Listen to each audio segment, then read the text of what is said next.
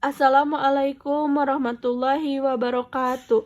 Perkenalkan, nama saya Kania Febrinia Mulyani, semester 3 non-reguler dengan NPM 74/2012-1177 dengan dosen Profesor Hajah Heni Nuraini, SHMH, dan asisten dosen Dr. Muhammad Rendi Aridayandi, SHMH. Saya di sini akan mereview materi hukum pidana lanjutan pertemuan keempat pada hari Jumat tanggal 7 Oktober 2022, bentuk kelima atau MEDEP Lik 3 atau 3 atau pembantuan.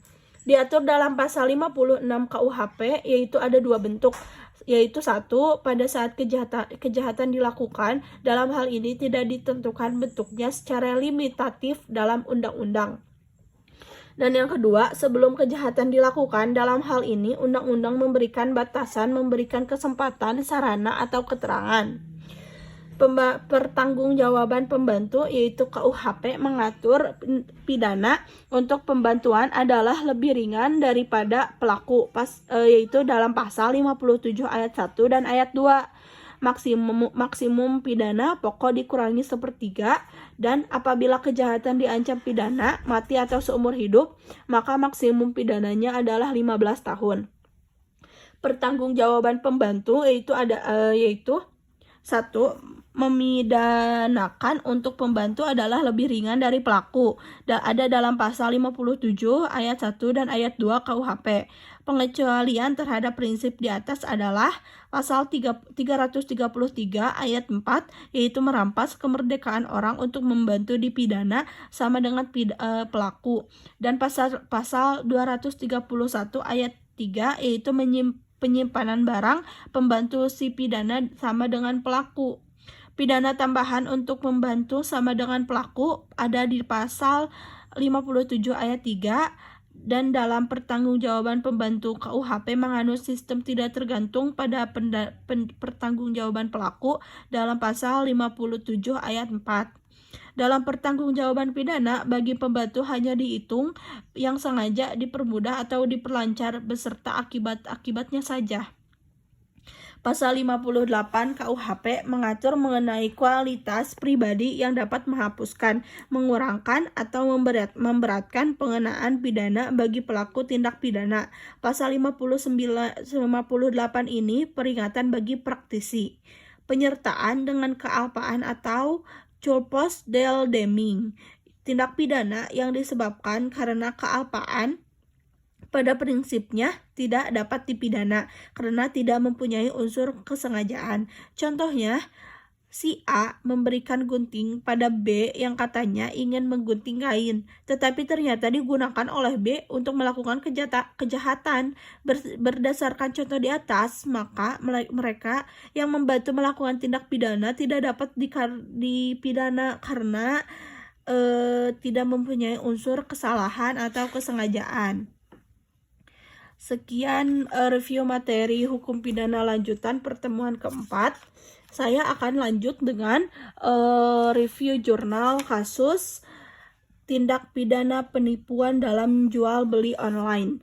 Link jurnal https fhukum.unpati.ac.id /jurnal/artikel/download/501/267. Kasusnya, korban F dan pelaku NBH telah melakukan kesepakatan lewat media online untuk transaksi jual beli masker sensi yang telah diunggah pelaku lewat aplikasi media sosial Facebook. Kemudian pelaku dan korban mulai saling tawar-menawar melalui aplikasi Messenger.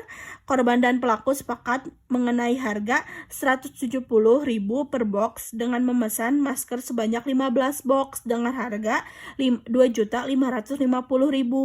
Kemudian korban chattingan lagi dengan pelaku melalui WhatsApp dan mengirim nomor rekening ke korban, dan pelaku mengirim nomor rekening ke korban. Akan tetapi, setelah korban mengirimkan uang terhadap si pelaku dengan lunas sesuai dengan harga barang yang dipesan, pada saat uang sampai di tangan pelaku, pelaku pun membuat paket berupa satu kotak berisi buku tulis dan handuk bayi bekas. Dengan tampilan rapi, kemudian pelaku menarik uang transfer 2.550.000 lalu menuju ke tempat pengiriman barang di kota Parepare beserta istrinya. Tidak berselang beberapa menit kemudian, pelaku memblokir nomor WhatsApp dan akun Facebook korban. Kasus penipuan jual beli online yang dialami F selaku pembeli masker sensi online kepada pelaku NBH merupakan kasus pidana. Berdasarkan alat bukti, saksi-saksi dan fakta-fakta hukum, pelaku dijerat dugaan terpenuhi unsur penipuan pasal 54A ayat 1 Undang-Undang Informasi dan Transaksi Elektronik UU IT dengan ancaman pidana penjara paling lama 6 tahun atau denda paling banyak 1 miliar rupiah dan akan dikenakan pasal 378 KUHP tentang pidana tentang penipuan dengan hukuman penjara 4 tahun. Pada kasus tersebut ditemukan fakta hukum bahwa perjanjian jual beli online rawan terjadinya penipuan. Hal ini disebabkan karena aktivitas perjanjian jual beli online tidak ada aktivitas pertemuan secara langsung dan kadang di antara para pihak tidak saling mengenal sehingga hal ini rawan terjadinya penipuan. Sekian review materi hukum pidana lanjutan dan jurnal hukum pidana lanjutan. Kurang dan lebihnya mohon dimaafkan. Wassalamualaikum warahmatullahi wabarakatuh.